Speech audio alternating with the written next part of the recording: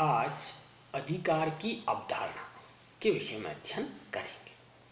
अधिकार का अर्थ, अधिकार की विशेषताएं एवं अधिकारों के प्रकार के विषय में अध्ययन करेंगे। मनुष्य के सर्वांगीण विकास के लिए अधिकार अति आवश्यक है। अधिकारों के बिना व्यक्ति अपना विकास नहीं कर सकता।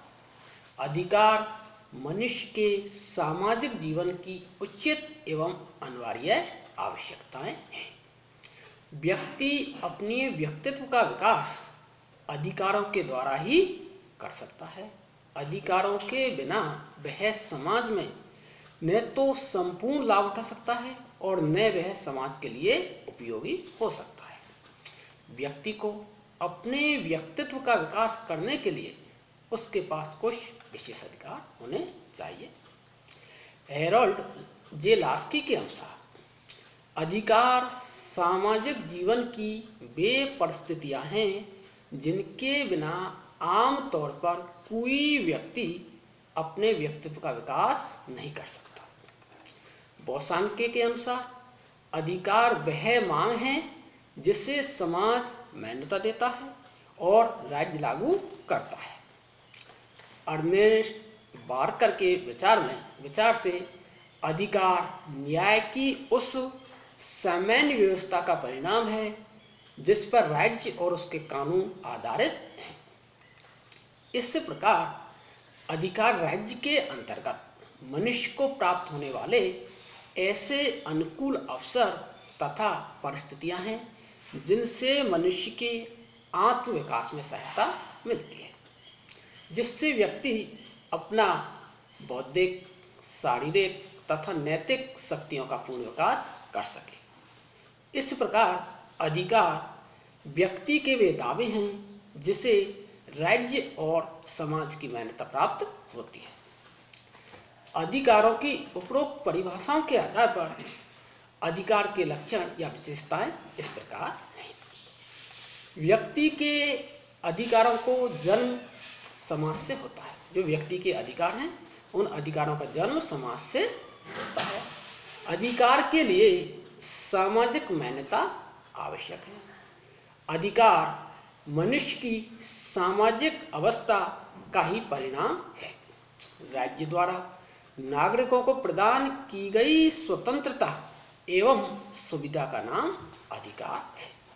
इस प्रकार अधिकार का अस्तित्व समाज में ही संभव है। यदि समाज न होगा तो अधिकारों का प्रश्न ही नहीं उठेगा। अधिकार व्यक्ति की मांग है। व्यक्ति अपनी मांगें समाज के सामने रखता है। समाज से स्वीकृति मिलने पर ये मांगें अधिकार हो जाती हैं। अधिकारों के माध्यम से व्यक्ति के व्यक्तित्व का विकास होता है। इस कारण से व्यक्ति को स्वतंत्रताएं एवं सुविधाएं प्रदान की जाती हैं, लेकिन व्यक्ति को ऐसे अधिकार नहीं दिए जा सकते जिसके कारण उसके व्यक्तित्व के विकास में रुकावट पैदा हो, संकट पैदा हो।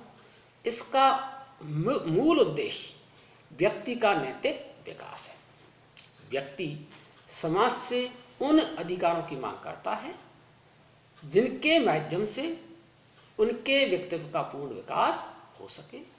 अधिकारों का स्वरूप कल्याणकारी होता है जिसमें व्यक्ति व समाज का हित निहित होता है। अधिकार सार्वजनिक हित के लिए होते हैं। व्यक्ति को अधिकार उसके स्वयं के विकास तथा संपूर्ण समाज के सार्वजनिक हित के लिए प्रदान किए जाते हैं। समाज केवल उन्हीं अधिकारों को मानता है जिनसे सार्वजनिक हित हो सके। अतः व्यक्ति द्वारा अधिकारों का प्रयोग इस प्रकार किया जाए कि स्वयं के विकास व हित के साथ साथ संपूर्ण समाज का विकास, उन्नति व हितों की पूर्ति हो सके। व्यक्ति को ऐसे कोई अधिकार प्रदान नहीं किए जा सकते जिससे अन्य व्यक्तियों व संपूर्ण समाज के हितों व उन्नति में बाधा उत्पन्न हो। अधिकार सभी व्यक्तियों को समान रूप से प्रदान किए जाते हैं तथा व्यक्ति को अपने अधिकारों का प्रयोग करते हुए दूसरे के हितों को भी ध्यान में रखना चाहिए। अधिकारों की रक्षा का दायित्व राज्य के ऊपर होता है। राज्य समाज द्वारा मान्य अधिकार की सभी के लिए वैधानिक मान्यता प्रदान कर देता है। अधिकार निश्चित होने चाहिए तथा अधिकारों की स्पष्ट व्याख्या कर देनी चाहिए। अब अधिकारों का वर्गीकरण या अधिकारों के प्रकार, कौन कौन से अधिकार होते हैं, जैसे देखें तो नैतिक अधिकार, राजनीतिक अधिकार, सामाजिक या नागरिक अधिकार, आर्थिक अधिकार, शिक्षा का अधिकार, धार्मिक अधिकार, मानवीय अधिकार आदि। तो नैतिक अधिकार, तो नैतिक अधिकार वे अधिकार माने जाते हैं जिनका संबंध मनुष्य के नैतिक आचरण से होता है। राज्य के कानून से इसका कोई संबंध नहीं होता है। न्यायालय उन्हें लागू नहीं करते। ये ऐसे आग्रह हैं जो लोगों की आत्मिक चेतना, धर्मशास्त्र, नैतिक मान्यता प्राप्त है। अगला है राजनीतिक अधिकार, कि राजनीतिक अधिकार वे अधिकार हैं जो व्यक्ति के राजनीतिक जीवन के विकास के लिए आवश्यक होते हैं। इन अधिकारों का संबंध व्यक्ति की राज्य के कार्यों में भागीदारी से है। राजनीतिक अधिकारों में मत देने का अधिकार, निर्वाचन में भाग लेने का अधिकार, सार्वजनिक पद ग्रहण करने का अधिकार आदि हैं। प्रत्येक नागरिक को मत देने का अधिकार सभी लोकतांत्रिक देशों में प्रदान किया जाता है। जनता मताधिकार के माध्यम से ही देश के शासन में भाग लेती है। जनता अपने चुने हुए प्रतिनिधियों के माध्यम से शासन करती है। लोकतंत्र में प्रत्येक नागरिक को जनता के प्रतिनिधि के रूप में निर्वाचित होने का अधिकार होता है। सभी नागरिकों को समान रूप से बिना किसी भेदभाव के सार्वजनिक पद ग्रहण करने का अधिकार होना चाहिए और इस संबंध में योग्यता के अतिरिक्त अन्य किसी भी आधार पर भेदभाव नहीं किया जाना चाहिए। अगला है सामाजिक या नागरिक अधिकार। ये अधिकार समाज के सभी नागरिकों को प्रदान किए जाते हैं। इन अधिकारों में समानता का अधिकार व स्वतंत्रता का अधिकार है। समानता का अधिकार यह एक महत्वपूर्ण अधिकार है। इसमें राजनीतिक समानता का अधिकार, सामाजिक समानता का अधिकार, आर्थिक समानता का अधिकार, इनमें प्रत्येक नागरिक को जाति, धर्म, लिंग, आर्थिक स्थिति के भेदभाव के बिना सभी व्यक्तियों को अपने जीवन का विकास करने के लिए समान सुविधाएं व अवसर प्रदान किए जाने चाहिए।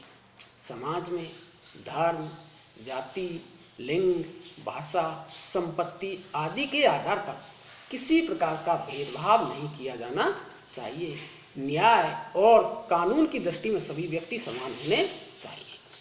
स्वतंत्रता का अधिकार, इस अधिकार में व्यक्तिगत स्वतंत्रता का अधिकार, विचार और अभिव्यक्ति की स्वतंत्रता का अधिकार, अंतःकरण की स्वतंत्रता का अधिकार, संगठन या समुदाय निर्माण की स्वतंत्रता का अधिकार आदि हैं।